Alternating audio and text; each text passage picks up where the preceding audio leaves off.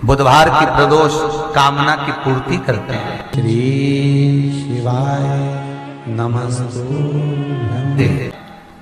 बुधवार की प्रदोष पड़ती है तो शिव रजत भवन में निवास करते हैं। ओम शब्द लिखकर, अक्षर लिखकर, उस पर एक बेलपत्र समर्पित कर कर शिव जी से अपनी कामना कर कर जो प्रदोष के दिन, प्रदोष काल के अंतर्गत बेलपत्री के वृक्ष की पूजन कर कर, ये नाद कर कर, ओम अक्षर का नाद कर कर स्मरण कर कर आता है। ज्यादा से ज्यादा कहेंगे तो 4 दिन, 5 दिन में या 6 दिन में मेरा देव अधिदेव महादेव जो समस्या और टेंशन जिंदगी में चल रहा होता है उससे थोड़ा बहुत तो निजात मेरा देव अधिदेव महादेव उसी समय करना प्रारंभ करते हैं। लक्ष्मी के लिए कोई उपाय करें तो कौन सी प्रदोष पर करें? तो अच्छे से सुन लेना भाइयों। शुक्ल पक्ष में जो प्रदोष पड़ती है वो लक्ष्मी की वृद्धि के लिए होती है। कृष्ण पक्ष में जो प्रदोष पड़ती है वो रोग और बीमारी को मिटाने की होती है। तो जितने उपाय आपको प्रदोष के बताए जाते हैं उस हिसाब से आप करो कि शुक्ल पक्ष की प्रदोष है तो लक्ष्मी का कोई उपाय करना है तो हमें शुक्ल पक्ष की प्रदोष पे करना है। अगर हमें बीमारी से निपटने का कोई इलाज करना है या कोई उपाय करना है तो उसको कृष्ण पक्ष की प्रदोष पर करना है। अब शुक्ल पक्ष की प्रदोष, उसकी प्रदोष का दिन था, बैठा हुआ था। मान लो अगर कहीं आप कोई नौकरी के लिए अप्लाई कर रहे हो, अपने द्वार पर भी कितना सुंदर लिखा है भविष्य पुराण के अंतर्गत और विष्णु पुराण में भृगु बाबा का चरण का चिन्ह भगवान विष्णु की छाती पर रहा। भगवान विष्णु की छाती पर भृगु बाबा के चरण का चिन्ह रहा, चरण का चिन्ह। अब भविष्य पुराण में लिखा है कि अगर हम मंदिर के द्वार पर घर के चौखट के एकदम सामने चप्पल उतार देते हैं 7 बार दिन भर में से, कितनी बार? 7 बार विष्णु पुराण कहती है ऐसा कोई दिन नहीं होता जिस दिन दरवाजे पर 7 बार लक्ष्मी आकर खड़ी नहीं होती हो। पहले कथा कही थी आपको कि प्रत्येक मनुष्य के भाग्य में सुख लिखा है, केवल मंथन करना।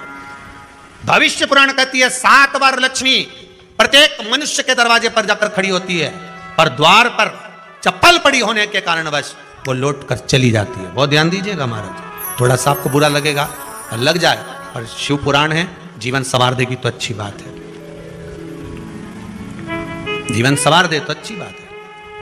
मंदिर के द्वार पर हम जब चप्पल छोड़ते हैं, जिस मंदिर की चौखट पर चप्पल छोड़ी है, आप जितनी देर आराधना में लगे रहते हैं उतनी देर तक आपकी चप्पल पर जितने लोग लांग कर जाते हैं, जितने लोग लांग कर प्रवेश करते हैं, उसका भी दुख आपके भाग्य में आता चले जाता है। ध्यान दीजिएगा जरा। चप्पल का भविष्य पुराण में पढ़िएगा कभी कि पादुका का महत्व क्या है, पादुका किस ओर उतारना चाहिए, पादुका को कहां रखना चाहिए, किस जगह पर बुआरी झाड़ू को रखना चाहिए, किस जगह पर चलनी को रखना चाहिए। सुई, कंपनियां कई बंद भी हो गई, कई कंपनियों से निकाल भी दिया गया। कहीं पत्नी परेशान हो रही है, कहीं पति परेशान हो रहा है, आप कहीं अप्लाई कर रहे हो तो जैसा माता उमा ने प्रदोष काल में, प्रदोष के समय पर, प्रदोष काल के अंतर्गत बेलपत्री का स्मरण किया है, वो बेलपत्र का स्मरण अगर संसार का मनुष्य कर लेता है तो महाराज ब्रह्मवृत्ता पुराण कहती है कि उस जीव का ऐसा कोई कार्य नहीं जो सफल नहीं होता। महाराज मेरा निवेदन रहेगा, किसी एग्जाम में आप बैठ रहे हो, इंटरव्यू के लिए जा रहे हो, किसी कार्य के लिए जा रहे हो, नौकरी नहीं लग रही, सर्विस नहीं लग रही, तो महाराज तांबे के कलश में 11 बेलपत्र को रखा जाए और तांबे के कलश में 11 बेलपत्र रखकर उसमें 11 सफेद पुष्प को डाला जाए।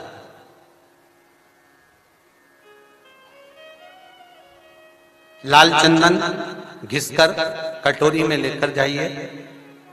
प्रदोष के दिन, शुक्ल पक्ष का जो प्रदोष पड़ जाए उसके दिन शंकर के शिवलिंग पर लाल चंदन लपेटने से पहले शंकर की जो जलाधार, तो लाल चंदन का लेपन आपको इस पूरी जलाधारी पर करना है।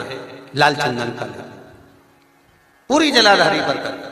और महाराज जी जिस कलश में आपने घर से 11 बेलपत्र और 11 सफेद पुष्प जल के अंदर डालकर लाए हो, उसको आप चढ़ाएंगे तो इस तरह से चढ़ाएंगे कि उसका भाग हमें दिखे चढ़ते समय। ऐसे नहीं चढ़ाना, उसको चढ़ाते समय इस तरह से चढ़ाएं कि वो जल का भाग हमारी ओर गिरता हुआ महाराज जब आप वो समर्पित कर दें, बेलपत्र पुष्प आदि सभी चीजें, उस चंदन का एक थोड़ा सा भाग पूरी जलाधारी पर हाथ फेर कर अपने दरवाजे पर आते आते उसका स्पर्श कर दें। जिस दरवाजे से आप एग्जाम देने के लिए जाओगे, जिस घर से आप जाओगे, अपने घर के किसी भी दरवाजे पर उसका हाथ लगा दें या कोई स्थान को छू लें।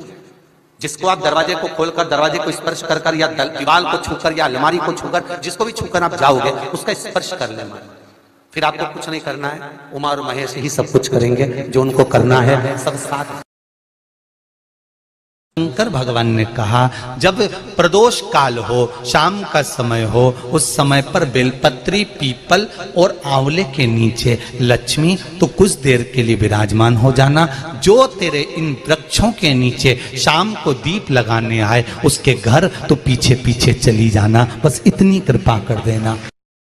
जिस प्रदोष व्रत का हम वर्णन करते हैं, जिस प्रदोष के दिन का आपको बधाई कल हमने दी थी कि प्रदोष की आपको बधाई हो, प्रदोष शाम का जो समय होता है, प्रदोष काल जो होता है, उसका वर्णन जब हम करते हैं, ये प्रदोष की पूजन का विधान किसने बनाया, ये प्रदोष की पूजन का नियम किसने बनाया, ये प्रदोष की संध्या काल का, प्रदोष के समय का पूजन का विधान कौन बनाया, ये प्रदोष के समय पर एक बेलपत्र चढ़ाने का विधान किसने बनाया, प्रदोष के समय पर एक समीपत्र चढ़ने का विधान किसने बनाया, प्रदोष के समय पर अगर मान लो कोई भिखारी से भिखारी व्यक्ति भी है जो ठेला चला रहा है, उसके पास में खाने के लिए कुछ नहीं है, फटे कपड़े पहन रहा है, उसकी जिंदगी में कुछ भी नहीं बचा और कर्जे में लदालूम हो गया, एक चावल का दाना अगर वो प्रदोष के दिन, प्रदोष काल में शाम के समय पर शंकर के शिवलिंग पर चढ़ा देता है तो 3 या 4 प्रदोष में उसका कर्जा चुकना प्रारंभ हो जाता है। प्रदोष का विधान। इतना ये प्रदोष का वर्णन करा किसने, इतना प्रदोष की महत्वता बताई किसने, कौन करे इतना वर्णन। अगर प्रदोष की महत्वता बताने वाला कोई है, इसीलिए मेरे शंकर भगवान माता सती को लेकर कुंभज ऋषि के यहाँ, अगस्त ऋषि के यहाँ कथा सुनने के लिए गए थे, क्योंकि उनके बराबर कोई शंकर के महत्व को बता नहीं सकता और प्रदोष के महत्व को नहीं बता सकता। सती मैया को प्रदोष का महत्व बताने के लिए शंकर सती जी को लेकर कुंभज बाबा के यहाँ गए थे, अगस्त ऋषि के, कि प्रदोष के महत्व को तो जानो सती, तुम प्रदोष के महत्व को तो सती जानो, तुम प्रदोष के महत्व को तो सती पहचानो कि प्रदोष का महत्व क्या होता है, प्रदोष काल का महत्व क्या होता है, प्रदोष के समय का महत्व क्या होता है। जिस समय पर सूरज डूब रहा हो, चंद्र प्रकाशित हो रहा हो, दोनों का मेल हो रहा हो, ना तो पूरा सूरज डूबा है, ना पूरा चंद्र आया है, ना पूरा अंधेरा है, ना पूरा उजाला है, उस समय को प्रदोष काल कहा गया, उस समय को प्रदोष का समय कहा गया। प्रदोष का दिन, प्रदोष काल, शाम का समय, भगवान देवाधिदेव महादेव मां जगतजननी पार्वती जी के साथ में भ्रमण पर निकले। देखिए, अगर प्रदोष का व्रत नहीं कर सकते, प्रदोष के दिन आप व्रत नहीं कर सकते, मान लो आपसे भूखा नहीं रहा जाए, प्रदोष का व्रत नहीं कर सकते, प्रदोष के दिन आप भूखे नहीं रह सकते, मंदिर भी नहीं जा सकते, दिया भी नहीं लगा सकते, तो शिव महापुराण की कथा कहती है कि प्रदोष के दिन, प्रदोष काल में अपने ही दरवाजे के पास में देवाधिदेव महादेव का स्मरण कर लक्ष्मी की वृद्धि के लिए, कार्य सिद्धि के लिए, संपदा को प्राप्त करने